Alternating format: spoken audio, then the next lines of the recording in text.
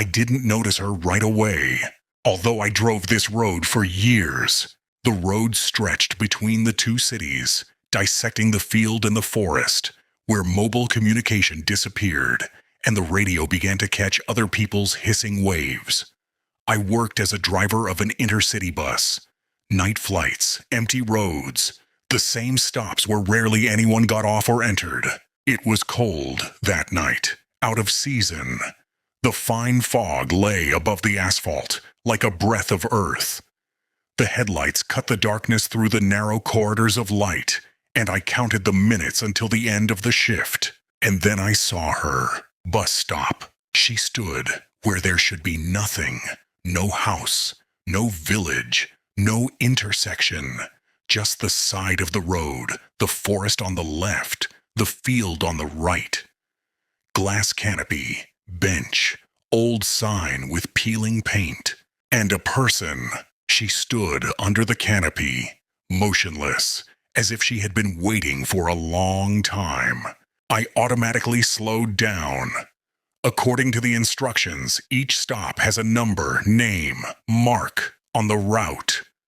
But this had nothing. No lantern, no name plate. I didn't stop. I drove by, but when I looked in the rear-view mirror, the stop was still there. And man, too. She didn't wave her hand, she didn't move, just looking in my direction. I felt uncomfortable. The next day I asked the dispatcher, "Is there another stop between the 42nd and 43rd kilometers?" He didn't even look up. "No. And the old one? Maybe it's been closed for a long time?"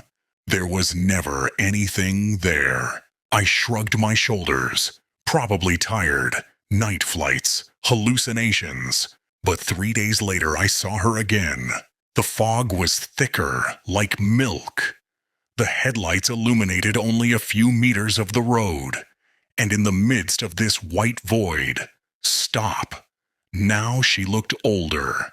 The glass was covered with cracks. The bench was skewed. Again, someone stood. This time, it was a woman. She was not dressed for the weather. A thin coat, a dark dress. Her hair fell on her face, but I felt like she was just looking at me. I stopped. The bus door opened with a heavy hiss. The woman did not move. "Are you going?" I called. She raised her head. Her eyes were strangely empty. Not blind, no. Just without depth. It was as if they were looking through me. "I'm waiting," she said. Her voice was low, but I heard it even through the sound of the engine. "Where do you want to go? Where you stay for the last time?" I was cold. "Sit down or I'll go," I replied sharply. She took a step, but not to the door. She came closer to the cabin, leaned towards the window. "You'll be back," she said confidently. "Everyone is coming back." I closed the door and moved. In the mirror, I saw her standing, but this time she smiled. After that night, the worst began. I dreamed of this stop. Each time it's a different person.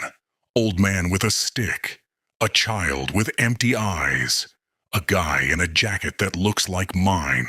And they were all waiting. On me.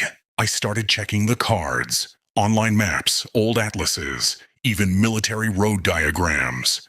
There was nothing in that place.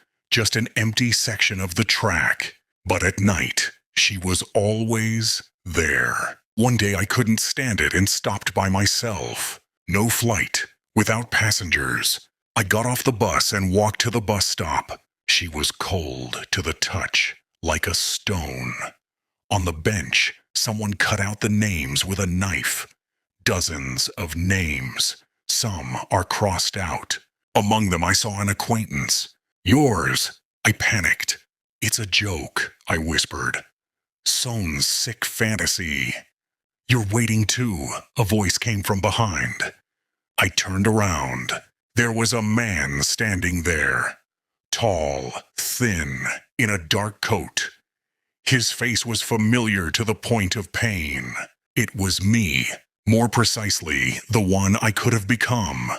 Senior, tired, with an empty look. "What kind of place is this?" I shouted. "This is a stop," he replied calmly. "The last one." "For whom?" "For those who did not turn on time." He nodded to the side of the road. "You remember that night? Accident. You fell asleep at the wheel. You should have died." I was shaken. I remembered, but I didn't tell anyone. "You're out," he continued. "But not completely. Part of you stayed here, and now she's waiting for you to come back." "I won't come back," I shouted and ran to the bus. The engine did not start immediately. The heart was pounding in the temples. When I left, the stop began to disappear in the fog, but I knew it wasn't the end. Now, I don't drive that way anymore. Changed jobs, city, phone number. But sometimes, late at night, when I'm waiting for a minibus or a taxi, I see her, glass canopy in the dark, bench, and someone who is standing there. And I know he's waiting for me, because this stop does not disappear. She's just waiting for you to remember where she was supposed to go